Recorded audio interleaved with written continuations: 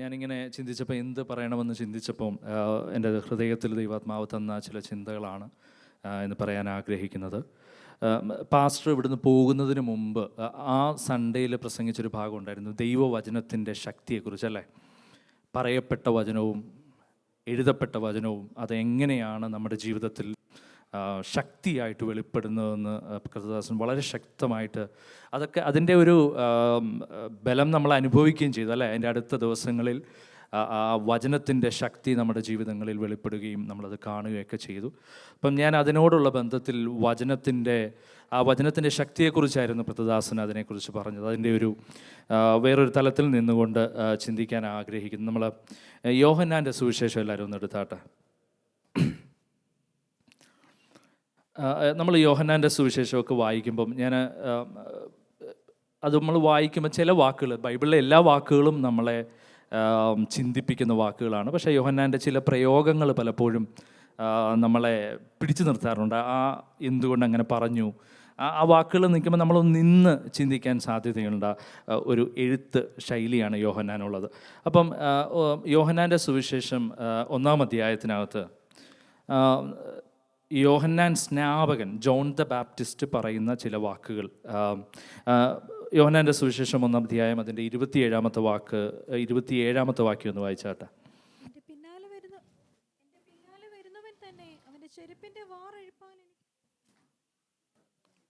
അത് തന്നെ.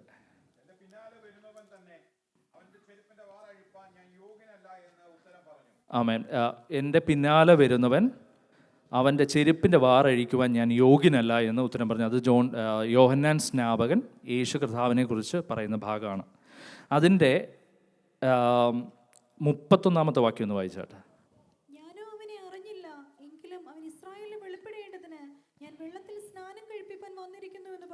അതിൻ്റെ 33-ാമത്തെ വാക്യം ഒന്ന് പറഞ്ഞാട്ടെ.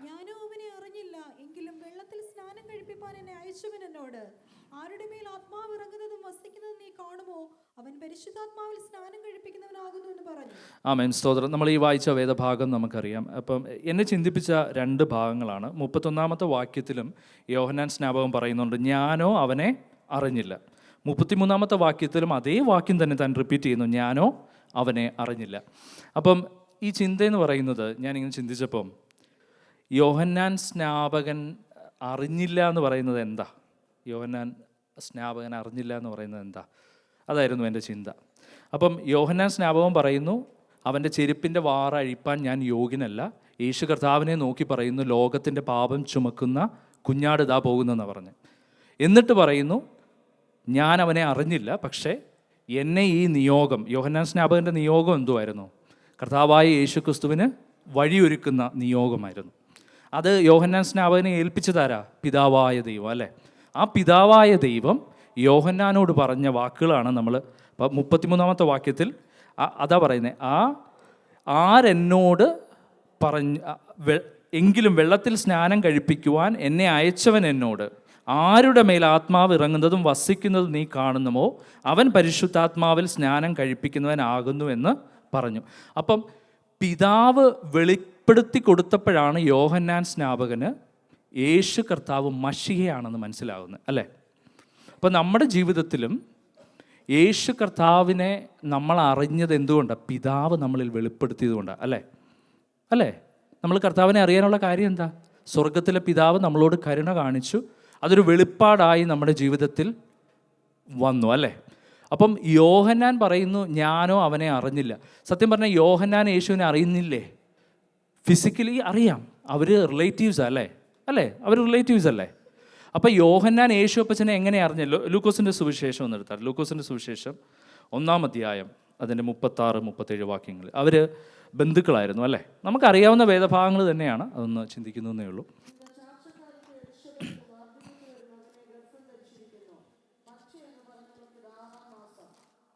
ആമേൻ, സ്തോത്രം. അത് ഈ യേശു ദൂതൻ വന്ന് ആരോട് പറയുന്നേ? മറിയോട് ഒന്ന് പറയും, നീ അതിൻ്റെ എത്രാമത്തെ വാക്യം? അത് 30-ാമത്തെ വാക്യം.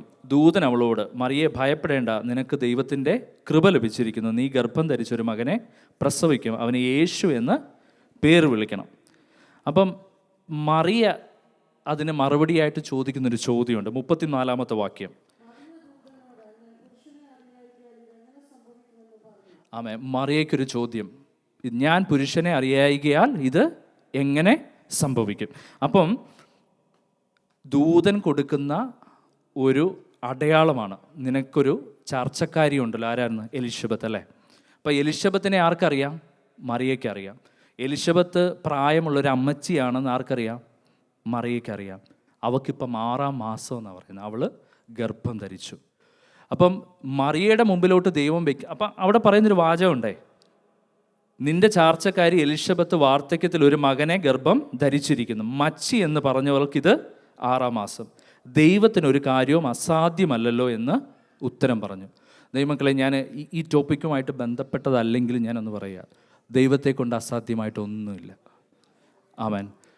നിങ്ങൾ ആ ഭാഗം ഒന്ന് ചിന്തിക്കുക. ഞാൻ ആ ടോപ്പിക്ക് നിൽക്കില്ല. അതിൻ്റെ താഴോട്ടൊക്കെ നമ്മൾ ഈ മറിയയും എലിശബത്തും തമ്മിലുള്ള സംഭാഷണമൊക്കെ ഉണ്ട്. വളരെ ബ്ലസ്ഡ് ആയിട്ടുള്ള സംഭാഷണം. അത് നമുക്ക് സമയം കിട്ടുവാണെങ്കിൽ ഒന്ന് വായിക്കണം. വളരെ അനുഗ്രഹിക്കപ്പെട്ട ഒരു സംഭാഷണം അവർ തമ്മിൽ നടക്കുന്നത്. അപ്പം മറിയയ്ക്കറിയാം എന്ത്? എലിശബത്തിന് കുഞ്ഞുങ്ങളുണ്ടാകത്തില്ല എന്ന്, അല്ലേ? അവൾ മച്ചി എന്ന്, അമ്മച്ചിയാണെന്ന് ആർക്കറിയാം? മറിയയ്ക്കറിയാം. അത് വെളിപ്പെടുത്തി കൊടുക്കുക ദൂതൻ. അത് നിനക്കറിയാം, അത് സാധ്യമല്ലെന്ന്. പക്ഷേ അവളിപ്പം 6-ാം മാസം. നമ്മുടെ ജീവിതത്തിലെ എല്ലാ പ്രതിസന്ധികളിലും ഒരു കാര്യം നമ്മൾ മറന്നു പോകരുത്, ദൈവത്തെ കൊണ്ട് അസാധ്യമായത് ഒന്നുമില്ല. പക്ഷേ ദൈവത്തിനൊരു സമയമുണ്ട്. നമ്മൾ ഇന്നലെ കേട്ടല്ലോ, അബ്രഹാം എന്താ ചെയ്തത്? അബ്രഹാമും സാറേ, അബ്രഹാമിനെ വിശ്വസിച്ച് അതെങ്ങനെ നീതിയായിട്ട് കണക്കിട്ടെ. അബ്രഹാം തൻ്റെ ശരീരത്തെ നോക്കിയപ്പോൾ തനിക്ക്, അവൻ മരിച്ചു എന്നാണ് വിശ്വസിച്ചത്. തനിക്ക് കുഞ്ഞുങ്ങളെ പ്രൊഡ്യൂസ് ചെയ്യാനുള്ള കഴിവില്ല. സാറയുടെ ഗർഭപാത്രം മരവിച്ച് ചത്തുപോയി. എങ്കിലും അവൻ ആരിൽ വിശ്വസിച്ചു? ദൈവത്തിൽ വിശ്വസിച്ചു. അത് നീതിയായിട്ട് കണക്കിട്ടു. ദൈവമക്കളെ, നമ്മുടെ ജീവിതത്തിൽ, അതുകൊണ്ടാണ് ഞാൻ ആദ്യമേ പറഞ്ഞത്, ഇവിടുത്തെ PR ഇതൊന്നും നമ്മുടെ വിഷയമല്ല. Price the Lord. ദൈവത്തെ കൊണ്ട് അസാധ്യമായത് ഒന്നുമില്ല. എല്ലാവരും ഒന്ന് പറഞ്ഞേട്ടെ. ഞാൻ അങ്ങനെ പറയിപ്പിക്കുന്ന ആളല്ല, എങ്കിലും ആ വചനത്തിൻ്റെ എല്ലാവരും ധൈര്യത്തോടെ ഒന്ന് പറഞ്ഞിട്ട്, ദൈവത്തിന് ഒരു കാര്യവും അസാധ്യമല്ലല്ലോ. ദൈവത്തിന് ഒരു കാര്യവും അസാധ്യമല്ലല്ലോ. ഞാൻ നിങ്ങളെ ഒന്ന് ഉണർത്താൻ വേണ്ടി പറഞ്ഞതല്ല, ദൈവത്തിനൊരു കാര്യവും അസാധ്യമല്ല. അപ്പം എന്നിട്ട് അതിൻ്റെ 39-ാമത്തെ വാക്യത്തിൽ നമ്മളിങ്ങനെ വായിക്കുന്നത്, ആ നാളുകളിൽ മറിയ എഴുന്നേറ്റ് മലനാട്ടിൽ യഹൂദ പട്ടണത്തിൽ ബന്ധപ്പെട്ട് സക്രിയാവിൻ്റെ വീട്ടിൽ എത്തി. അപ്പം മറിയയ്ക്ക് ഭയങ്കര ആഗ്രഹമായിരുന്നു, എങ്ങനെ ഇതൊന്നും അറിയണം, ഇത് ഉള്ളതാണോ എന്നൊന്നും അറിയണം, അല്ലേ? മനസ്സിലായോ? ആ ദൈവം ഒരു അടയാളം കാണിച്ചിട്ടും മറിയയ്ക്ക് അതൊന്ന് ബോധ്യപ്പെടാൻ അവിടെ ചെല്ലേണ്ടി വന്നു, അല്ലേ? അത് ദൈവത്തിൻ്റെ പദ്ധതിയാണ്. ദൈവത്തിനൊരു സമയമുണ്ട്. ദൈവത്തെ കൊണ്ട് അസാധ്യമായതൊന്നുമില്ല. അപ്പോൾ അവിടെ ചെന്ന് മറിയ ഇത് പറയുമ്പം എന്ത് പറയുന്നേ? മറിയയുടെ വന്ദനസ്വരം കേൾക്കുമ്പോൾ എലിശബത്തിൻ്റെ വയറ്റിലുള്ള യോഹന്നാൻ കുഞ്ഞ് തുള്ളിച്ചാടുകയാണ് ചെയ്യുന്നത്.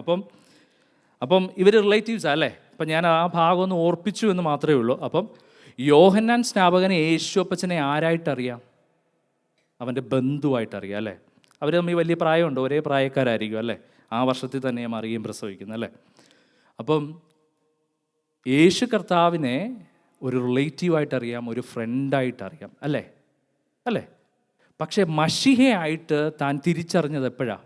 സ്വർഗത്തിലെ പിതാവായ ദൈവം വെളിപ്പെടുത്തി കൊടുത്തപ്പോഴാണ് താൻ ദൈവമെന്നറിയുന്നത്, അല്ലേ? ദൈവമക്കളെ, എൻ്റെ ചോദ്യം, ഞാനിത് ചിന്തിച്ചപ്പോൾ എൻ്റെ ഹൃദയത്തിൽ വന്നത്, എനിക്ക് യേശു അപ്പച്ചൻ ആരാ? ഞാൻ ആരായിട്ടാണ് യേശു കർത്താവിനെ കണ്ടേക്കുന്നത്? എനിക്ക് യേശു കർത്താവ് ആരാ? എൻ്റെ രോഗം യേശു കർത്താവ് രോഗം സൗഖ്യമാക്കും, സത്യം. എൻ്റെ കടഭാരം മാറ്റും. എൻ്റെ ജീവിത സാഹചര്യങ്ങളിൽ മാത്രം വിടുവിക്കുന്ന ഒരു യേശു ആണോ നിങ്ങളുടെ യേശു? ആണോ? അല്ല. അതിനായി സ്തോത്രം. അപ്പം നമുക്ക് ഇപ്പം യോഹന്നാൻ പറഞ്ഞു, ഞാനോ അറിയുന്നില്ല. പക്ഷെ കർത്താവ് ഒരു വാക്യം പറയുന്നുണ്ട്. ലൂക്കോസിൻ്റെ സുവിശേഷം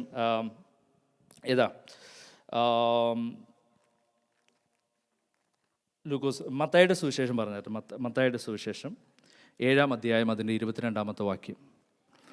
കർത്താവേ, നിന്റെ നാമത്തിൽ ഞങ്ങൾ പ്രവചിക്കുകയും നിന്റെ നാമത്തിൽ ഭൂതങ്ങളെ പുറത്താക്കുകയും നിന്റെ നാമത്തിൽ വളരെ വീര്യപ്രവൃത്തികൾ പ്രവർത്തിക്കുകയും ചെയ്തില്ലയോ എന്ന് പലരും ആ നാളിൽ എന്നോട് പറയും.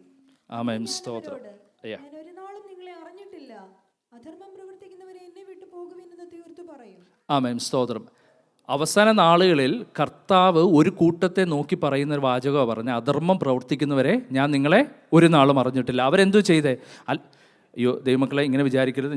ഞാൻ അത്ഭുതങ്ങളും അടയാളങ്ങളും ഉണ്ട് നമ്മുടെ ഇടയിൽ നടക്കും. അന്ത്യകാലത്ത് ഇന്നലെ ജസ്റ്റിൻ പറഞ്ഞു, അന്ത്യകാലത്ത് ദൈവത്തിൻ്റെ ആത്മാവ് നമ്മുടെ മേൽ പകരും.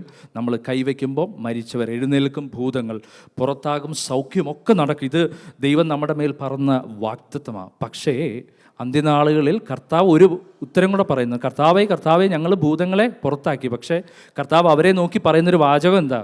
അധർമ്മം പ്രവർത്തിക്കുന്നവരെ എന്നെ വിട്ടു പോകുവിൻ, ഞാൻ നിങ്ങളെ ഒരു നാളും അറിഞ്ഞിട്ടില്ല. അപ്പം അത്ഭുതങ്ങളും അടയാളങ്ങളും ചെയ്തത് കൊണ്ട് ഞാൻ യേശുവിനെ അറിഞ്ഞു എന്ന് പറയാൻ പറ്റുമോ? ഇല്ല. സ്വർഗത്തിലെ പിതാവായ ദൈവം എൻ്റെ ഉള്ളിൽ ഒരു വെളിപ്പാടായി യേശുക്രിസ്തുവിനെ തന്നില്ലെങ്കിൽ ഇതെല്ലാം വെറുതെയാണ്. അപ്പം സ്വർഗത്തിലെ ദൈവം ഇത് നോക്കി, നമ്മളെ നോക്കി ഇത് പറയുന്നു.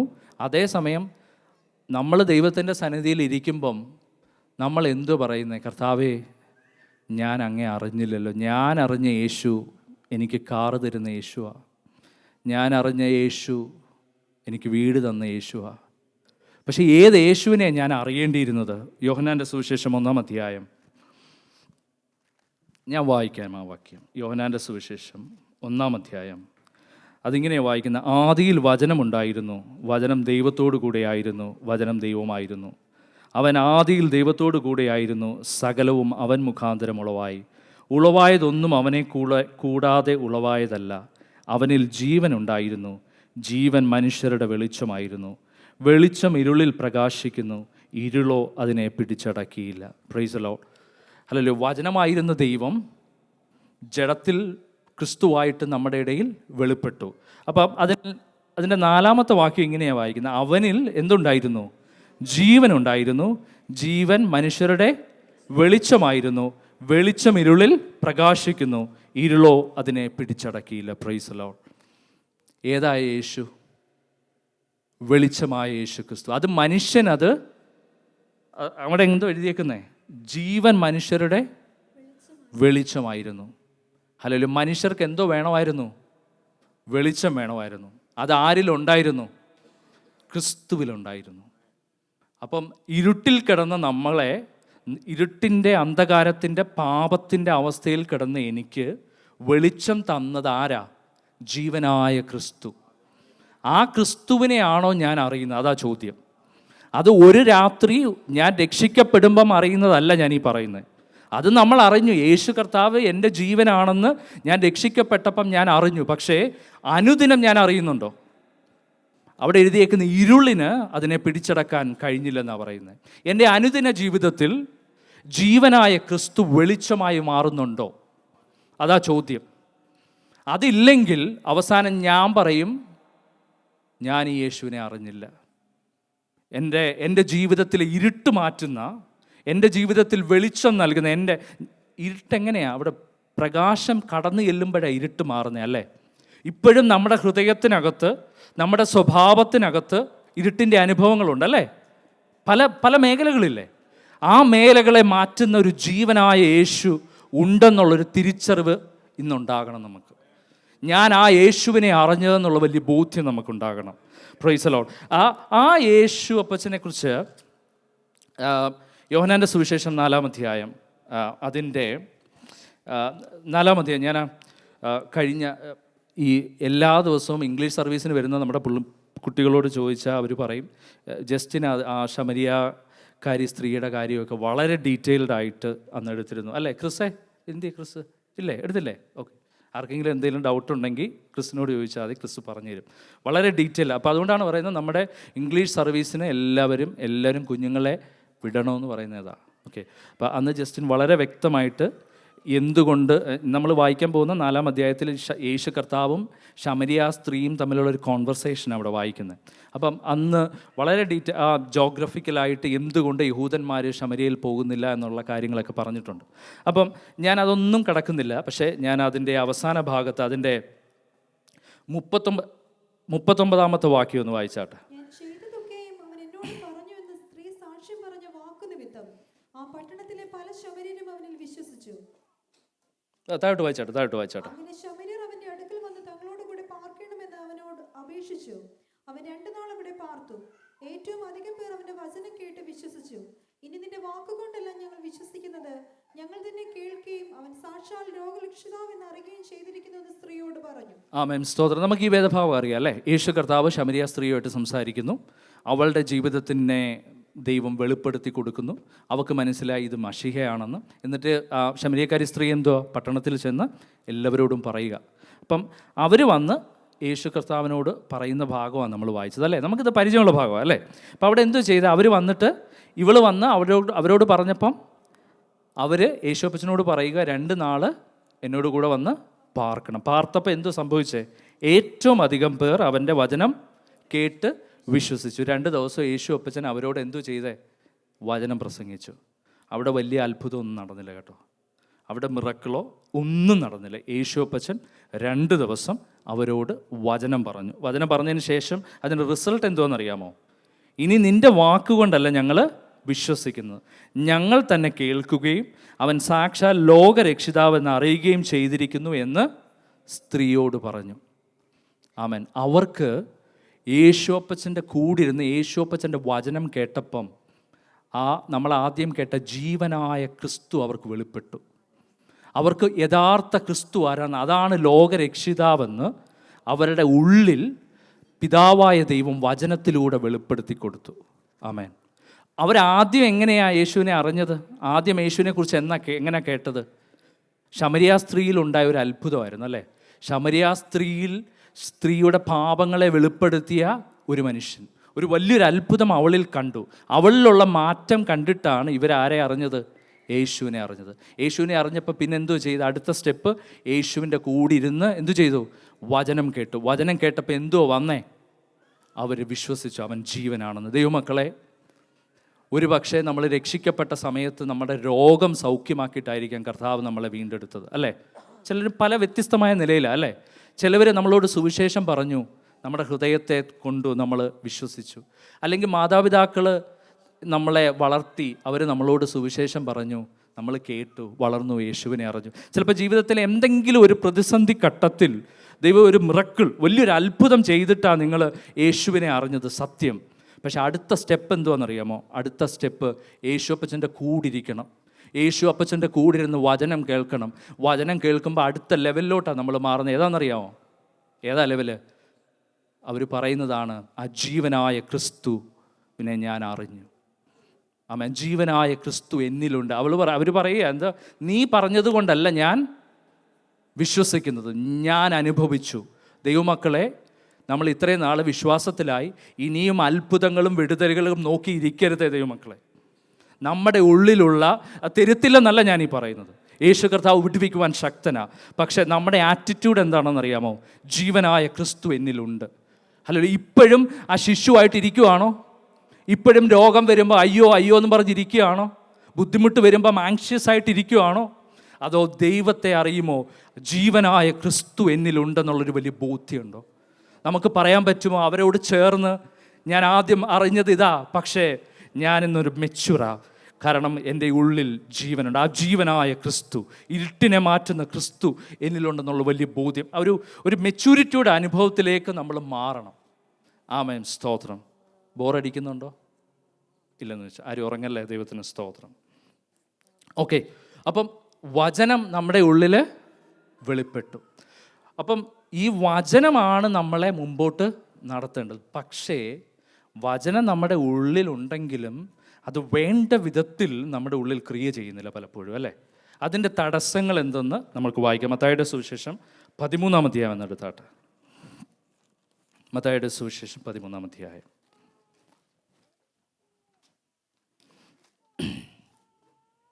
മത്തായിയുടെ സുവിശേഷം 13-ാം അധ്യായത്തിൽ നമ്മൾ വായിക്കുന്നത്, അതിൻ്റെ 1-ാമത്തെ വാക്യത്തിൽ ഇങ്ങനെ വായിക്കുന്നു: അന്ന് യേശു വീട്ടിൽ നിന്ന് പുറപ്പെട്ട് കടലിനരികെ ഇരുന്നു.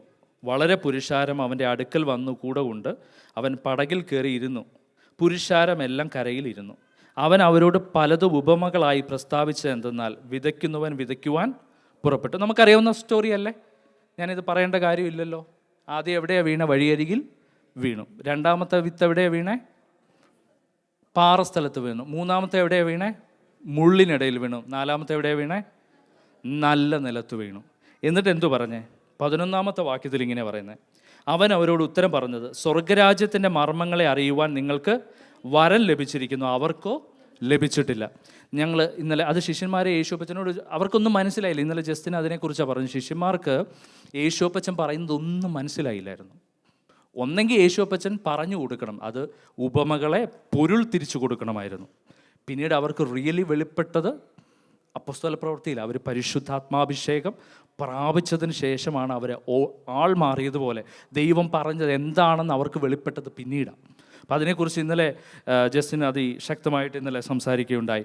അപ്പം യേശു കർത്താവ് പറയുക, സ്വർഗരാജ്യത്തിൻ്റെ മർമ്മങ്ങളെ അറിയുവാൻ നിങ്ങൾക്ക് വരം ലഭിച്ചിരിക്കുന്നു, ഇവർക്കോ ലഭിച്ചിട്ടില്ല. അതിൻ്റെ 13-ാമത്തെ വാക്യത്തിൽ ഇങ്ങനെയാണ് പറയുന്നത്, അതുകൊണ്ട് അവർ കണ്ടിട്ടും കാണാതെയും കേട്ടിട്ടും കേൾക്കാതെയും ഗ്രഹിക്കാതെയും ഇരിക്കയാൽ ഞാൻ ഉപമകളായി അവരോട് സംസാരിക്കുന്നു. പിന്നെ യെശയ്യാവിൻ്റെ പുസ്തകത്തിലെ ഒരു ഭാഗം പറഞ്ഞിരിക്കുന്നു, നിങ്ങൾ ചെവിയാൽ കേൾക്കും ഗ്രഹിക്കയില്ല താനും, കണ്ണാൽ കാണും ദർശിക്കയില്ല താനും, ഈ ജനത്തിൻ്റെ ഹൃദയം തടിച്ചിരിക്കുന്നു, അവർ ചെവി കൊണ്ട് മന്ദമായി കേൾക്കുന്നു, കണ്ണടച്ചിരിക്കുന്നു, അവർ കണ്ണ് കാണാതെയും ചെവി കേൾക്കാതെയും ഹൃദയം കൊണ്ട് ഗ്രഹിക്കാതെയും തിരിഞ്ഞുകൊള്ളാതെയും ഞാൻ അവരെ സൗഖ്യമാക്കാതെയും ഇരിക്കേണ്ടതിന് തന്നെ. Price the Lord. വളരെ പത്തറ്റിക്കായിട്ടുള്ളൊരു സിറ്റുവേഷൻ അല്ലേ? നമ്മളെ നോക്കി ഇത് ദൈവം ഇത് പറയുന്നുണ്ടോ? നമ്മൾ ദൈവവചനം കേൾക്കുന്നുണ്ട്, പക്ഷേ അത് ഗ്രഹിപ്പാൻ നമ്മുടെ ഹൃദയം തടിച്ചിരിക്കുകയാണോ? അതുകൊണ്ടാണ് ദാവീദ് എപ്പോഴും പറയുന്നത്, തകർന്നും നുറുങ്ങിയുമുള്ളൊരു ഹൃദയം. ആ വചനത്തെ ഒന്ന് റിസീവ് ചെയ്യാൻ നമുക്ക് പറ്റുന്നുണ്ടോ? അതിൻ്റെ റീസണാണ് അത്. യേശു കർത്താവ് അവരുടെ മുമ്പിലോട്ട് ഇങ്ങനെ വെളിപ്പെടുത്തി കൊടുക്കുന്ന ഭാഗമുണ്ട്. അതൊന്ന് വായിച്ചാട്ടെ. ആ വിതയ്ക്കുന്നവൻ്റെ ആ ഭാഗത്തെക്കുറിച്ചൊന്ന് വായിച്ചാട്ടെ. അതിൻ്റെ 18-ാമത്തെ വാക്യം. എന്നാൽ വിതയ്ക്കുന്നവൻ്റെ ഉപമ കേട്ടുകൊള്ളുവീൻ. ഒരുത്തൻ രാജ്യത്തിൻ്റെ വചനം കേട്ടിട്ട് ഗ്രഹിക്കാഞ്ഞാൽ ദുഷ്ടൻ വന്ന് അവൻ്റെ ഹൃദയത്തിൽ വിതയ്ക്കപ്പെട്ടത് എടുത്തു കളയുന്നു. ഇതത്രേ വഴിയരികെ വിതയ്ക്കപ്പെട്ടത്. ആമേൻ, സ്തോത്രം. യേശു കർത്താവ് ആ വഴിയരികിൽ വീണ വചനത്തെക്കുറിച്ച് പറയുക. അതെന്തോ സംഭവിച്ചേ? ദുഷ്ടൻ വന്ന് അവൻ്റെ ഹൃദയത്തിൽ വിതയ്ക്കപ്പെട്ടത് എടുത്തു കളയുന്നു. ഹൃദയത്തിൽ വന്നത് അങ്ങനെയുള്ള ആരെങ്കിലും ഉണ്ടോ? ഇവൻ എന്തോ ഇവിടെ ഇരുന്ന് പറയുന്നത്, അങ്ങനെ ചിന്തിക്കുന്ന ആരെങ്കിലും ഉണ്ടോ? അത് ഇറ്റ്സ് എ ബേസിക് സൈൻ.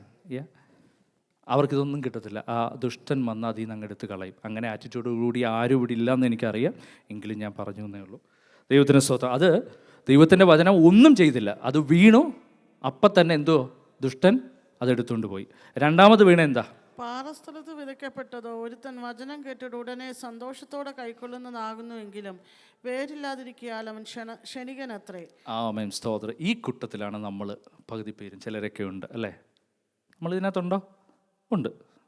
ചിലപ്പം ഞാൻ അങ്ങനെ ആയിരുന്നു, ഇടയ്ക്കൊക്കെ അങ്ങനെ ആകാറുമുണ്ട്. ഹല്ലേലൂയ, സ്തോത്രം. ബോറിങ് ആവുന്നോ? ഇല്ലല്ലോ, എല്ലാവരും ഒക്കെ ചിരിക്കും.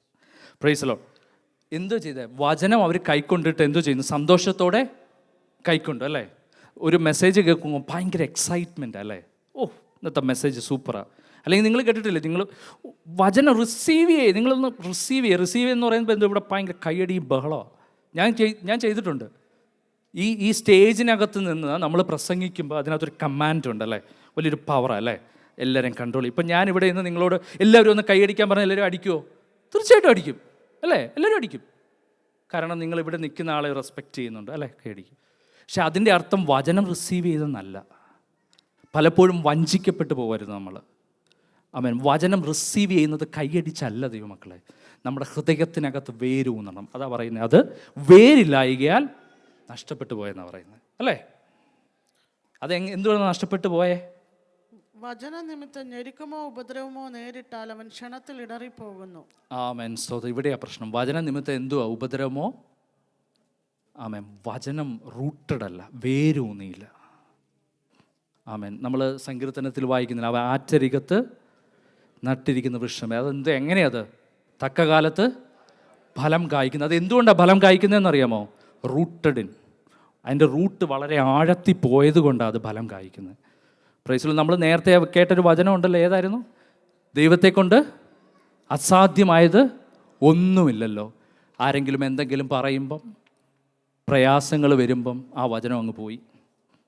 അത് പാറസ്ഥലത്ത് വീണതുപോലെ നമ്മുടെ ജീവിതത്തിൽ നിൽക്കുക. പ്രൈസ് അതിൻ്റെ 6-ാം വാക്യത്തിനകത്ത് വളരെ വ്യക്തമായിട്ട് പറയുന്നുണ്ട്. അതിന് 6-ാം വാക്യത്തിൽ ഇങ്ങനെയാണ് പറയുന്നത്, സൂര്യൻ ഉദിച്ചാതെ ചൂട് തട്ടി വേറില്ലായികയാൽ അത് ഉണങ്ങി. ആമേൻ, സ്തോത്രം. സൂര്യൻ ഉദിച്ചപ്പം തട്ടി. സൂര്യൻ സത്യം പറഞ്ഞാൽ സസ്യങ്ങൾക്ക് ആവശ്യമില്ല. പ്ലാന്റിന് ഫോട്ടോസിന്തസിസ് വേണമെങ്കിൽ സൂര്യൻ വേണം അല്ലേ? സൂര്യൻ തട്ടുമ്പോൾ ഇതെങ്ങനെയാണ് കരിഞ്ഞു പോകുന്നത്? ഹല്ലേലൂയ. ഇത് 2 തരത്തിൽ വർക്ക് ചെയ്യും. ജീവിതത്തിൽ ഭാരങ്ങളും പ്രയാസങ്ങളും വരുമ്പം റോമാലേഖനത്തിൽ എഴുതിയിരിക്കുന്നത് പോലെ ഞങ്ങൾ കഷ്ടങ്ങളിലും പ്രശംസിക്കും. ഈ കഷ്ടത എന്നിൽ സഹിഷ്ണുത ഉളവാക്കും, ഈ സഹിഷ്ണുത എന്നിൽ പ്രത്യാശ ഉളവാക്കുമെന്ന് പറയുന്നൊരു കൂട്ടം. 2-ാമത്തെ കൂട്ടം കഷ്ടതയിൽ ആ സൂര്യപ്രകാശം തട്ടുമ്പം പിന്മാറിപ്പോകുന്നൊരു കൂട്ടം. നമ്മൾ ഇതിനകത്താണ് ഉള്ളത്. 2-ാമത്തെ കൂട്ടം ഏതാ? എബ്രായ ലേഖനം നമ്മൾ ഇന്നലെ വായിച്ചായിരുന്നു. എബ്രായ ലേഖനം 6-ാം അധ്യായത്തിനകത്ത് ദൈവവചനത്തെയും ദൈവവചനത്തിൻ്റെ ശക്തിയെയും ആസ്വദിച്ചവർ പിന്മാറിപ്പോയാൽ, ദൈവവചനത്തെ ടേസ്റ്റ് ചെയ്തിട്ട് പിന്മാറിപ്പോയി. എന്താ കാര്യം? വചനം റൂട്ടഡ് അല്ല. ദൈവമക്കളെ, നമുക്കിത് വരരുത്. ജീവിതത്തിൽ ഭാരമുണ്ട്, ട്രയൽസ് ഉണ്ട്. പക്ഷെ നമ്മൾ എന്തോ പറയുന്നേ? എന്താ നമ്മൾ പറയുന്നത് അതിൻ്റെ നടുവിൽ? I don't worry, I M rooted in Christ. ഞാൻ അറിഞ്ഞിരിക്കുന്നത് ജീവനായ ക്രിസ്തുവിനെയാണ്, അല്ലേ? പിന്നെ അടുത്ത ഭാഗത്തേതാ? അടുത്ത ഭാഗം നമ്മൾ വായിക്കുന്നത് ഏതാ? മുള്ളിനിടയിൽ വിതയ്ക്കപ്പെട്ടതോ, ഒരുത്തൻ വചനം കേൾക്കുന്നെങ്കിലും ഈ ലോകത്തിന്റെ ചിന്തയും ധനത്തിന്റെ വഞ്ചനയും വചനത്തെ ഞെരുക്കിയിട്ട് നിഷ്ഫലമായി തീരുന്നതാകുന്നു. ആമേൻ, സ്തോത്രം. ഈ ഒരു മേഖലയിലാണ് നമ്മൾ പലപ്പോഴും റൂട്ടഡ് ആണ്.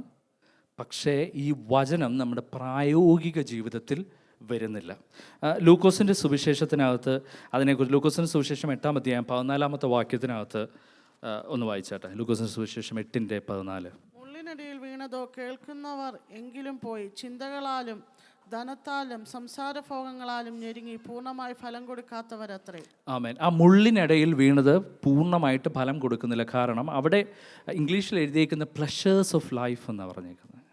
വറീസ്, ലോകത്തിൻ്റെ ചിന്ത, ലോകത്തിൻ്റെ ചിന്ത, ധനത്തിൻ്റെ ചിന്ത, ലോകത്തിൻ്റെ സുഖങ്ങൾ, പ്ലഷേഴ്സ്, അത് ഈ വചനത്തെ എന്താ പറയുന്നത്? ചോക്ക് എന്ന് പറയുന്നത്, അതിനെ ഞെരുക്കിക്കളയും. എന്തോ ഫലം കൊടുക്കാതെ. അപ്പോൾ ഈ ലോകത്തിൻ്റെ ചിന്തയെക്കുറിച്ച് പറഞ്ഞപ്പോൾ നമ്മൾ ആ ഭാഗത്തിൽ നിന്നാണല്ലോ ചിന്തിച്ചുകൊണ്ടിരുന്നത്. യോഹന്നാൻ്റെ സുവിശേഷം, ആ യോഹന്നാൻ്റെ സുവിശേഷം 4-ാം അധ്യായം ഒന്ന് എടുത്താട്ടെ. നമ്മുടെ കോളേജ്, യൂണിവേഴ്സിറ്റി കുട്ടികളെല്ലാം ഒന്ന് ശ്രദ്ധിക്കണേ. യോഹന്നാൻ്റെ സുവിശേഷം 4-ാം അധ്യായം അതിൻ്റെ 27-ാമത്തെ വാക്യം. ഇതിനിടയിൽ അവന്റെ ശിഷ്യന്മാർ വന്ന് അവന് സ്ത്രീയോട് സംസാരിക്കൽ ആശ്ചര്യപ്പെട്ടുവെങ്കിലും നീ എന്ത് ചോദിക്കുന്നു, അവളോട് എന്ത് സംസാരിക്കുന്നു എന്ന് ആരും ചോദിച്ചില്ല. ആമേൻ, സ്തോത്രം. ഇത് നമ്മൾ നേരത്തെ വായിച്ചതാണ്. ശമരിയക്കാരി സ്ത്രീയോട് യേശു കർത്താവ് സംസാരിക്കുന്നൊരു ഭാഗമാണ്. ഞാൻ ഈ ഒരു ഡിസ്കഷൻ ഇംഗ്ലീഷ് സർവീസിൽ എടുത്തിരുന്നു. ഇവിടെ പറയണോ വേണ്ടോ എന്ന് ചിന്തിച്ചു. പിന്നെ ദൈവാത്മാവ് വളരെ ഒരു നിയോഗം തന്നതുകൊണ്ടാണ് ഞാനിത് പറയുന്നത്. ഓക്കെ, കേട്ടവർ ഒന്നുകൂടെ ഒന്ന് കേട്ടോ, കേൾക്കാത്തവർ കേൾക്കാൻ വേണ്ടി ഞാൻ പറയുന്നത്. അപ്പം ഈ യോഹന്നാൻ്റെ സുവിശേഷം ഇതൊക്കെ വായിച്ചപ്പോൾ ഈ ഒരു ഭാഗം സ്ട്രൈക്ക് ചെയ്തുകൊണ്ട് ആ ചിന്ത എൻ്റെ ഹൃദയത്തിൽ വന്നു. അതൊന്ന് പറയാമെന്ന് വിചാരിക്കുന്നു. അതിനിടയിൽ അവൻ്റെ ശിഷ്യന്മാർ വന്ന് അവൻ സ്ത്രീയോട് സംസാരിക്കാൻ എന്ത് ചെയ്തു? ആശ്ചര്യപ്പെട്ടു. അപ്പം ശിഷ്യന്മാർ യേശു കർത്താവ് ശമരിയ സ്ത്രീയുമായിട്ട് ഇങ്ങനെ സംസാരിച്ചുകൊണ്ടിരുന്നപ്പോൾ എന്തു പറ്റി? ശിഷ്യന്മാർ വന്നപ്പോൾ ഇവനാരാ? യേശു പറ്റാണ്ട് ഒരു സ്ത്രീയുമായിട്ട് സംസാരിച്ചുകൊണ്ടിരിക്കുന്നു. ഞാൻ നേരത്തെ പറഞ്ഞതുപോലെ യഹൂദന്മാരാരുമായിട്ട്, ശമരിയക്കാരുമായിട്ട് സംസർഗം ഇല്ല. ഒന്നാമത്തെ റീസൺ അതായിരിക്കാം. അതുകൊണ്ടായിരിക്കാം അവർ ആശ്ചര്യപ്പെട്ടത്. 2-ാമത്തെ കാര്യം എന്താ? റബീസ് അല്ലെങ്കിൽ ഗുരുക്കന്മാർ പരസ്യമായിട്ട് സ്ത്രീകളോട് സംസാരിക്കാറില്ല. ഒന്നെങ്കിൽ റിലേറ്റീവ് ആയിരിക്കണം. അന്നത്തെ കൾച്ചർ അനുസരിച്ച് പരസ്യമായിട്ട് സംസാരിക്കാറില്ല. ഞാൻ ഈ ഭാഗത്തെക്കുറിച്ച് ചിന്തിച്ചപ്പോൾ ഞാനൊരു മെസ്സേജിൽ ഇങ്ങനെ ഒരു കഥദാസം പറഞ്ഞു. അതുകൊണ്ട് പക്ഷേ യേശു കർത്താവ് സ്ത്രീകളുമായിട്ട് സംസാരിക്കുന്നതിനകത്ത് വളരെ കോഷ്യസ് ആയിരുന്നു. അതിനകത്ത് കർത്താവ് ഒരു ഡിസ്റ്റൻസ് ഉണ്ടായിരുന്നു പറഞ്ഞാൽ ആയിരിക്കാം. അത് നമുക്ക് നല്ലൊരു മാതൃകയാണ്. ഞാനിത് പറയുമ്പം നിങ്ങൾ ചിന്തിക്കരുത്, എൻ്റെ ജീവിതത്തിലെ അനുഭവങ്ങളാണ് ഞാൻ പറഞ്ഞത്. ഞാൻ നഷ്ടപ്പെടുത്തിയ നല്ല സമയങ്ങൾ നഷ്ടപ്പെടുത്തിയ സമയങ്ങളെ ഓർത്ത് ഞാൻ ഇപ്പോഴും ദുഃഖിക്കുന്നുണ്ട്. ഞാൻ കോളേജിൽ പഠിക്കുന്ന സമയത്ത് ഞാനിത് പറഞ്ഞതാണ്.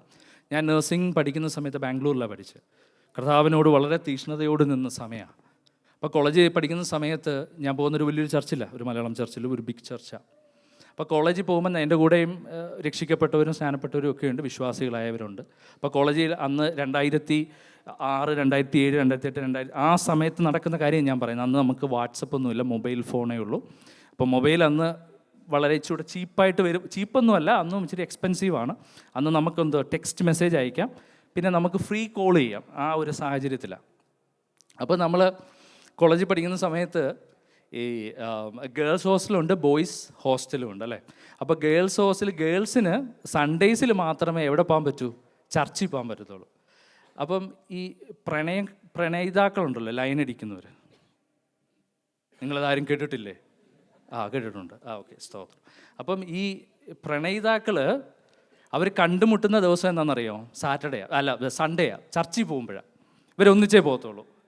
കാരണം ഞങ്ങൾ പോകുന്ന ആ ചർച്ച് എന്ന് പറഞ്ഞാൽ ദൂരെ 2-3-4 കിലോമീറ്റർ പോകണം. അപ്പോൾ അവർ നടന്ന് ഒന്ന് സല്ലപിച്ച് ചർച്ചിൽ പോകും. അപ്പോൾ ചർച്ചിൽ പോകുന്ന ഇതിനാ.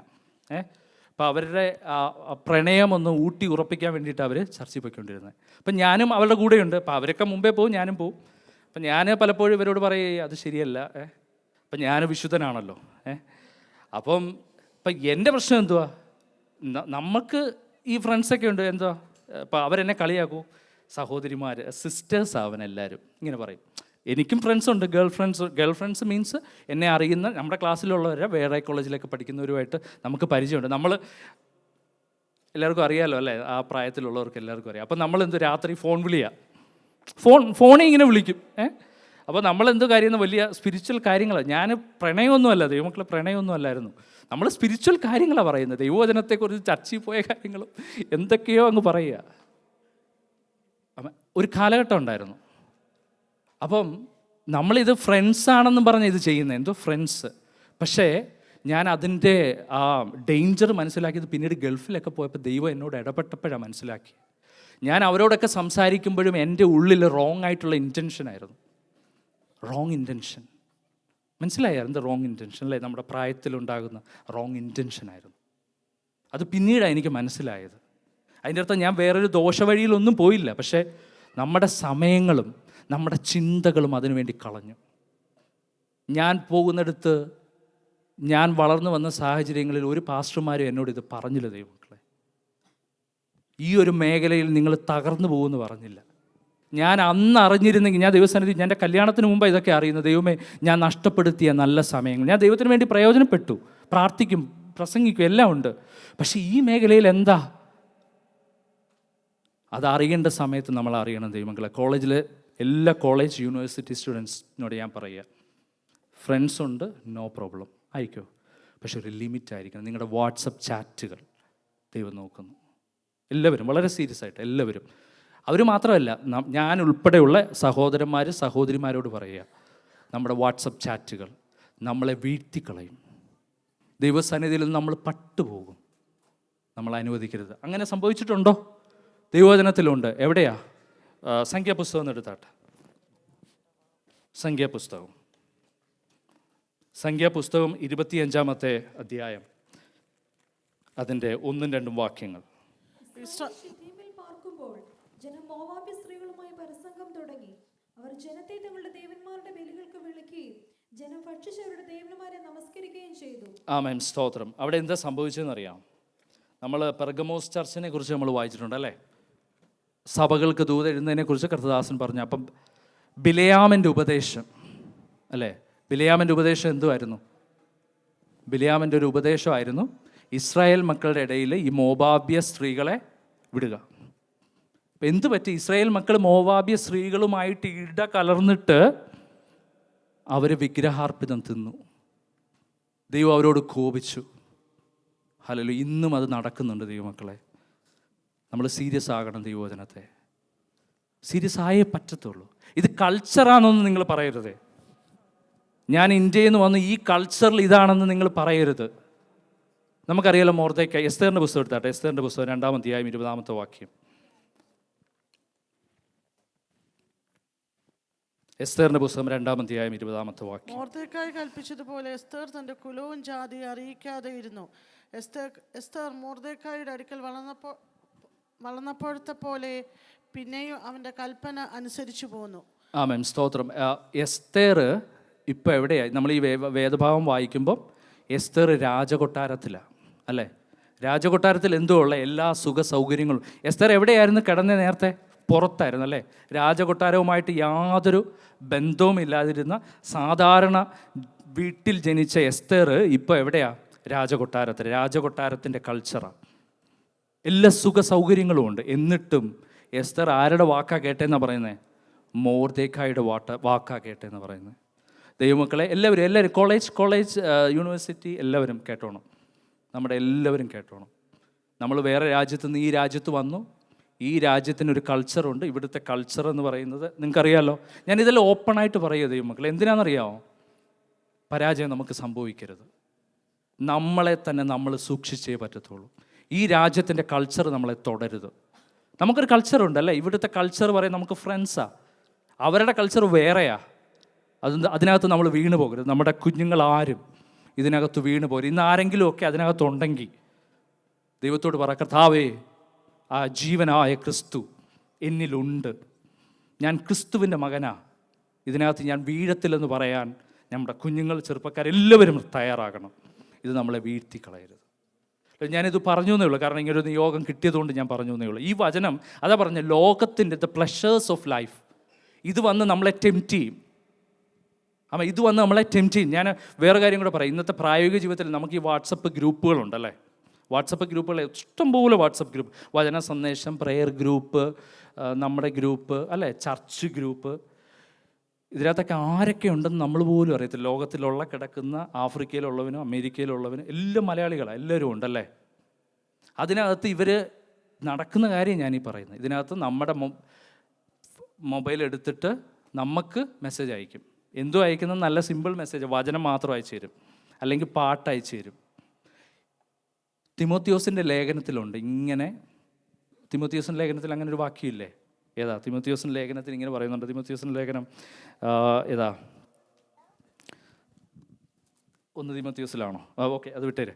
അപ്പോൾ ആ തിമോത്തിയോസിൻ്റെ ലേഖനത്തിൽ ഇങ്ങനെയാണ് പറയുന്നത്, അവർ മെനക്കെട്ട് നടക്കുന്നു എന്നാണ്, അല്ലേ? മെനക്കെട്ട് അവർ ഭോഗങ്ങളാൽ, അല്ലേ? കിട്ടിയോ?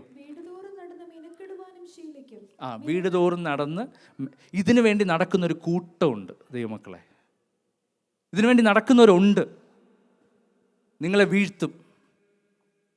ഓക്കെ, ആരാന്ന് തോന്നുന്നു? സാജി ജോൺ മാത്യു പാസ്റ്ററാണെന്ന് പറഞ്ഞ് നിങ്ങൾ കൗൺസിലിങ്ങിന് പോകുമ്പം പാസ്റ്ററുടെ ഭാര്യയും കൂടെ പോവുള്ളൂ. ആണുങ്ങൾ പെണ്ണുങ്ങൾക്ക് കൗൺസിലിങ് കൊടുക്കണ്ട, പെണ്ണുങ്ങളും ആണുങ്ങൾക്ക് കൗൺസിലിങ് കൊടുക്കണ്ട. സത്യം, ഇത് ഈ കാലഘട്ടത്തിൽ നടക്കുന്നതാണ്. അപ്പം നിങ്ങൾക്ക് ഈ ഗ്രൂപ്പുകളിലൊക്കെ ഉണ്ട്, എല്ലാവരും വിശുദ്ധരാണെന്നൊന്നും വിചാരിക്കരുതേ. നമ്മളെ ടെംപ്റ്റ് ചെയ്യിക്കും, സാത്താൻ കൊണ്ടുവരുന്ന തന്ത്രങ്ങളാണ്. അപ്പോൾ അതിനെ ജയിക്കണമെങ്കിൽ ഈ വചനം ഉള്ളിനകത്ത് വേണം, റൂട്ടഡ് ആകണം.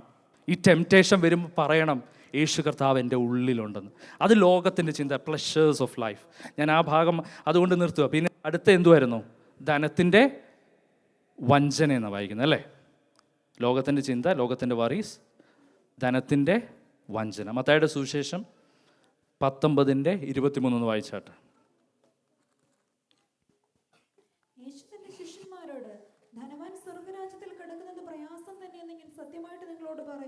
ആമേൻ, സ്തോത്രം. ഒരു ഇംഗ്ലീഷ് സർവീസിൽ ഒരു ഡിസ്കഷൻ്റെ ടോപ്പിക്കായിരുന്നു ധനത്തിനെ കുറിച്ച്, അല്ലേ ജസ്റ്റിൻ, അല്ലേ? അപ്പം വളരെ ഫ്രൂട്ട്ഫുള്ളായിട്ടുള്ള ഒരു ഡിസ്കഷനായിരുന്നു, അല്ലേ? ഡോക്ടർ ജസ്റ്റിനൊക്കെ ഉണ്ടായിരുന്നു അന്ന്. ഭയങ്കര ശക്തമായിട്ട് ആൾക്കാരെല്ലാം ചിന്തിച്ചു. ഇപ്പം ധനം സമ്പാദിക്കുന്നതല്ല പ്രശ്നം, പക്ഷെ ധനത്തിനകത്ത് ട്രസ്റ്റ് ചെയ്യുമ്പോൾ അതെന്തുവാ? അത് വഞ്ചനയായി മാറും. പണം സമ്പാദിച്ചു, നമുക്ക് പണം ആവശ്യമാണ്, പക്ഷെ പണം നമ്മുടെ കാൽ കീഴിലായിരിക്കണം. ധനവാൻ ദൈവരാജ്യത്തിൽ കിടക്കുന്നത് പ്രയാസം എന്ന് പറഞ്ഞാൽ അതിൻ്റെ അർത്ഥം ധനവാന്മാരാരും സ്വർഗത്തിൽ പോകുന്നതെന്നല്ല. നിങ്ങളുടെ ട്രസ്റ്റ് ധനത്തിലാകരുത്. തിമോത്തിയോസിൻ്റെ ലേഖനത്തിൽ എന്താ പറയുന്നത്? ദ്രവ്യാഗ്രഹം സകലവിധ, ദ ലവ് ഓഫ് മണി, പണത്തോടുള്ള ആ സ്നേഹം ഉണ്ടല്ലോ, അതിനെ നമ്മൾ ജയിക്കണം. ഇപ്പം ഈ വചനം ഉള്ളിലുണ്ടെങ്കിൽ നമുക്ക് ഒരു പ്രശ്നമില്ല. പിന്നെ വേറെ പ്രശ്നം എന്ന് പറഞ്ഞാൽ നമുക്ക് വചനം വായിക്കാനുള്ള സമയമൊന്നുമില്ല. നമ്മൾ വറീസ്, അല്ലേ? പല ആക്ടിവിറ്റീസ്. ഞാനിവിടെ വന്നപ്പോൾ ശ്രദ്ധിച്ചതാണ്, നമുക്ക് സമ്മറിലാണ് ഏറ്റവും കൂടുതൽ സമയം. സമ്മറിലാണ് ഈ ആക്ടിവിറ്റീസ് എല്ലാം ഉള്ളത്. സമ്മറിൽ ദൈവവചനം വായിക്കാൻ നമുക്ക് സമയമില്ല. വിൻ്ററിൽ വായിക്കുന്നതെന്ന് ദൈവത്തിനറിയാം, മനസ്സിലേ? കാലാവസ്ഥയ്ക്കനുസരിച്ച് നമ്മുടെ ദൈവത്തോടുള്ള ഭക്തി മാറുമോ ദൈവമക്കളെ? മാറുമോ? ഇല്ല. ഞാൻ എൻ്റെ ഉള്ളിൽ ക്രിസ്തു ഉണ്ടെങ്കിൽ എനിക്കിതൊന്നും വിഷയമല്ല. ഞാൻ ആ ജീവനകത്താണ് നിൽക്കുന്നത്. അല്ല, ഇതൊന്നും നമ്മളെ ഞെക്കിക്കളയരുത്. ഇത് ഞെക്കിയിട്ട് എന്തോ ചെയ്യുന്ന പറയും, നമ്മളെ അങ്ങ് ചോക്ക് ചെയ്തിട്ട് ഫലം കൊടുക്കാൻ പറ്റാതെ അവസാനം സംഭവിക്കുന്ന അപ്പോസ്റ്റസിയ, അതിൽ നിന്ന് നമ്മൾ ദൈവഭക്തിയിൽ നിന്ന് പുറകോട്ടങ്ങ് മാറും. അതിൻ്റെ അവസാനം എന്തുവായിരുന്നു? നല്ല നിലത്ത് വീണത് എന്തോ സംഭവിക്കുന്നു? നല്ല നിലത്ത് വിതയ്ക്കപ്പെട്ടതോ ഒരുത്തൻ വചനം കേട്ട് ഗ്രഹിക്കുന്നതാകുന്നു. അത് വിളഞ്ഞ് 100, 60, 30 മേനി നൽകുന്നു. ആമേൻ, സ്തോത്രം. നല്ല നിലത്ത് വീണത് അതെങ്ങനെയാണ് നല്ല നിലത്താവുന്നത്? ക്രിസ്തു വന്നു കഴിയുമ്പോൾ നല്ല നിലമാ.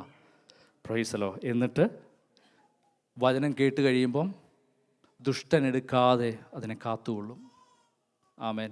ട്രയൽസ് വരുമ്പോൾ, പ്രയാസങ്ങൾ വരുമ്പോൾ പറയണം, യേശു കർത്താവ് എൻ്റെ ഉള്ളിലുണ്ട്, അവൻ ജീവനായ ക്രിസ്തു എൻ്റെ ഉള്ളിലുണ്ട്. അപ്പോൾ അത് വളരും, റൂട്ടഡ് ആകും. ടെംപ്റ്റേഷൻ വരുമ്പോൾ പറയണം, കർത്താവേ അങ്ങ് എൻ്റെ ഉള്ളിലുണ്ട്. ഹല്ലേലൂയ. ധനത്തിൻ്റെ മോഹം, ധനം അങ്ങോട്ട് ഒത്തിരി കൂടി വരുമ്പം പറയണം, ഇതെൻ്റെ കാൽ കീഴ, ഇതുകൊണ്ട് ഞാനൊന്നും നേടത്തില്ല. Price the Lord. ഞാൻ ഈ പറഞ്ഞത് നമ്മൾ ചിന്തിച്ച വേദഭാഗം എന്ത്? വചനത്തിന് ശക്തിയുണ്ട്. ആ വചനമായ ക്രിസ്തുവാണ് നമ്മുടെ ഉള്ളിൽ വസിക്കുന്നത്, ജീവനായ ക്രിസ്തു. യോഹന്നാൻ പറഞ്ഞതുപോലെ ഞാനോ അവനെ അറിഞ്ഞില്ല എന്ന് നമ്മൾ അവസാനം പറയാൻ ഇടയാകരുത്. ആ വാക്കിൻ്റെ കാര്യമാണ് ഞാൻ പറഞ്ഞത്. അവസാനം പറയണം, ഞാൻ അവനെ അറിഞ്ഞു, ജീവനായ ക്രിസ്തു ആയിരുന്നു എന്നിലുണ്ടായിരുന്നത്. ഞാൻ 30, 60 ഫലം കായ്ച്ച്, അല്ലെങ്കിൽ ഒരു മെച്യൂർ ക്രിസ്ത്യനായി യേശു അപ്പച്ചൻ്റെ മുമ്പിൽ നിൽക്കാൻ കണ്ണുകളടച്ചാട്ട്. സ്വർഗീയ പിതാവേ, നന്ദിയോട് സ്തോത്രം കർത്താവേ. അപ്പച്ചൻ തന്ന ആലോചന ഞാൻ പറഞ്ഞു കർത്താവേ. ദൈവത്തിൻ്റെ ശബ്ദമായിരുന്നു. പരിശുദ്ധാത്മാവാം അപ്പച്ച ജനത്തോട് കരുണ ചെയ്യണമേ അപ്പ. ജീവനായ ക്രിസ്തു ഞങ്ങളിൽ വെളിപ്പെട്ടതിനായി സ്തോത്രം. ഞങ്ങളുടെ പ്രായോഗിക ജീവിതത്തിനകത്ത് ക്രിസ്തു ഇരിക്കണേ അപ്പ. ടെംപ്റ്റേഷനുകൾ വരുമ്പം ഞാൻ ക്രിസ്തുവിൻ്റെ മകനാണെന്ന് പറയാൻ ഉള്ളൊരു ധൈര്യം തരണമേ. ആ വചനത്തിൽ ആഴ്ന്നിറങ്ങി റൂട്ടഡായി ജീവിപ്പാൻ കർത്താവ് ഞങ്ങൾക്ക് കൃപ നൽകണമേ എന്ന് പ്രാർത്ഥിക്കുന്നു. സകല മഹത്വം യേശു അപ്പച്ചന്. പ്രാർത്ഥന കേട്ടതിനായി സ്തോത്രം. യേശുവിൻ്റെ നാമത്തിൽ തന്നെ ആമേൻ.